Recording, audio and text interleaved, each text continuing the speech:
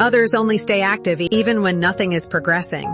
Closeness and commitment are not the same signal, but they often get interpreted as one. When the connection feels established early, you stop checking if it's actually building. You assume time will naturally deepen it, even if direction was never set. Some connections move forward. Many connections feel emotionally intense very early. You talk daily. You share personal things. You feel chosen quickly, and physical closeness amplifies that feeling.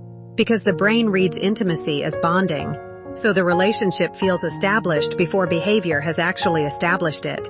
You feel like you're building something, even though you haven't observed consistency yet. Sometimes the connection stays inside conversation instead of real life.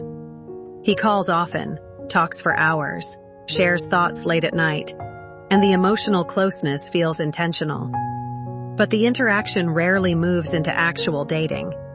Plans don't materialize, time isn't structured, and you notice you're learning how he feels without learning how he shows up. Over time, the conversations start circling around intimacy instead of building familiarity. The emotional pull increases, but effort outside the phone doesn't. You feel included in his attention, yet not included in his life. The connection feels personal, but it hasn't been given real-world effort to stand on. This is accelerated attachment. The emotional experience moves faster than the behavioral evidence. And when the experience feels real, you stop evaluating the pattern. You start protecting the connection instead. Because the emotional tone develops before shared experiences do, small interactions begin carrying oversized meaning. A long late-night call feels like quality time. A personal story feels like trust. A daily check-in feels like reliability. But none of these required planning, effort, or consistency in the real world. They happened in moments that were convenient rather than intentional. For example, you may talk every night yet rarely see each other during the day. You know his thoughts, moods, and past, but not how he integrates you into his routine. The connection feels deep because communication is frequent, while the structure that normally builds relationships, dates, planning ahead, showing up consistently, never had the chance to develop first. The attachment forms around emotional familiarity instead of demonstrated commitment. Physical intimacy changes interaction patterns. Communication becomes assumed. Plans become looser. Effort becomes less deliberate.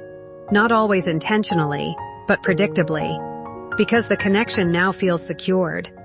So instead of effort creating closeness, closeness replaces effort. The relationship skips the stage where investment normally forms. Because the connection already feels established, effort becomes reactive instead of proactive. He reaches out when the interaction quiets down, not to move things forward, but to restore the same level of closeness. You notice conversations resume easily, yet they rarely transition into clearer plans or shared activities. The interaction continues, but its direction stays unchanged. Over time, the pattern stabilizes into maintenance. You remain emotionally involved through communication, while real-world integration never expands. There's no conflict to resolve and no commitment to define, just ongoing contact that keeps the connection present. It doesn't progress, yet it also never fully stops, which makes it difficult to evaluate because nothing clearly breaks. Humans attach through repeated positive reinforcement. Traditionally, emotional consistency builds attachment, but physical intimacy can simulate that reinforcement instantly. The brain registers bonding chemicals before reliability is established, so your mind interprets certainty without evidence of stability. This isn't manipulation, it's missequencing. The order changed. When intimacy happens before commitment, information is exchanged without a decision being required. The connection already provides closeness, reassurance, and access, so there is no pressure to define or stabilize it. From his perspective, the situation works as it is. He doesn't have to clarify intentions because the relationship continues without clarification. Behaviorally, this teaches him that the current level of effort maintains the connection. Not consciously, but through experience, he learns the bond does not depend on progression. Commitment usually forms when access depends on consistency, when the relationship naturally moves forward to remain intact.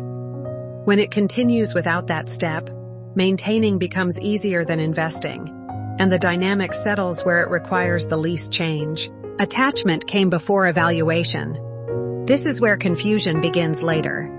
At first, everything feels natural. Then communication fluctuates. Plans become unclear. Energy shifts. But it feels strange to question it, because emotionally it already felt mutual. So instead of reassessing the connection, you try to restore the original feeling. You're not chasing the person. You're chasing the beginning. You may also notice you begin timing your responses differently.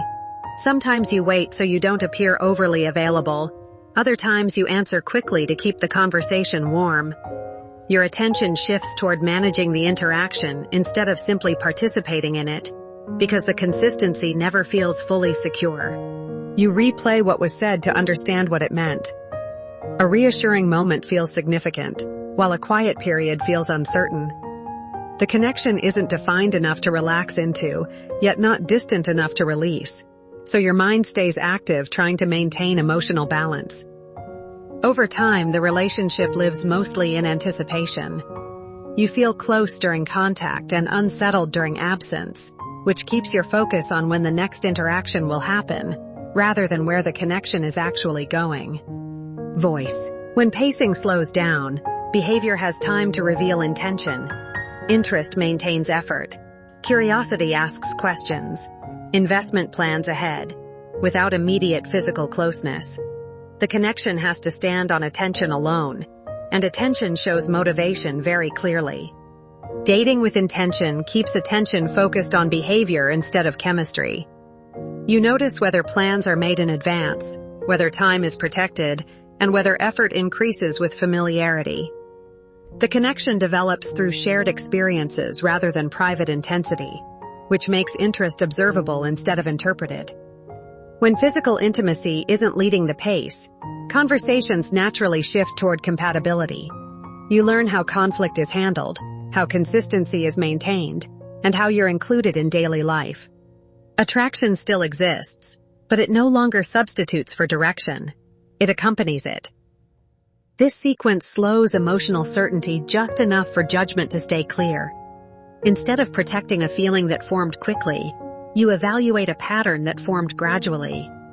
Intention becomes visible through repetition, and the relationship either grows naturally or fades without confusion. Two outcomes usually appear.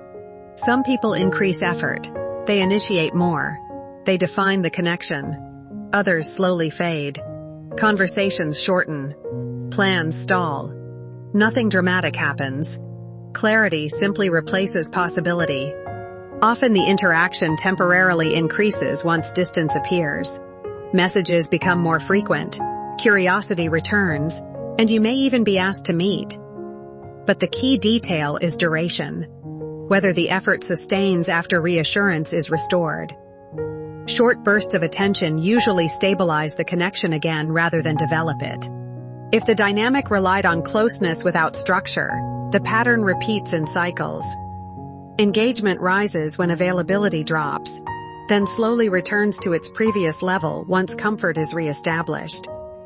Nothing dramatic changes, which can make improvement seem possible even though the baseline remains the same. In some cases, clarity appears quietly. Without constant reinforcement, communication fades naturally, and the connection resolves without conflict. The outcome isn't created by confrontation, but by removing the conditions that were holding it in place. Taking sex off the table isn't about withholding. It's about sequence. You're allowing behavior to develop before attachment locks in. You observe consistency without emotional pressure, and decisions become easier because they're based on patterns, not potential. Detachment also changes how you interpret silence. Instead of rushing to reestablish closeness, you allow space to show whether communication continues on its own. If interest is steady, it reappears without prompting. If it depended on your participation, the gap becomes noticeable quickly, and the pattern explains itself without discussion. It also removes the need to negotiate standards verbally. You're no longer convincing someone to behave differently. You're observing what they naturally choose to do when nothing is being supplied to maintain the connection. This keeps interactions neutral and informative, rather than emotional or corrective. Over time, decisions feel calmer because they're based on repeated behavior instead of isolated moments. You're not reacting to how you hope the connection will develop, but to how it consistently functions. Detachment doesn't end the connection. It reveals whether it stands on mutual effort or ongoing maintenance. The early connection may have felt strong, but strong feelings don't always mean stable intention. Clarity feels calm, not complicated.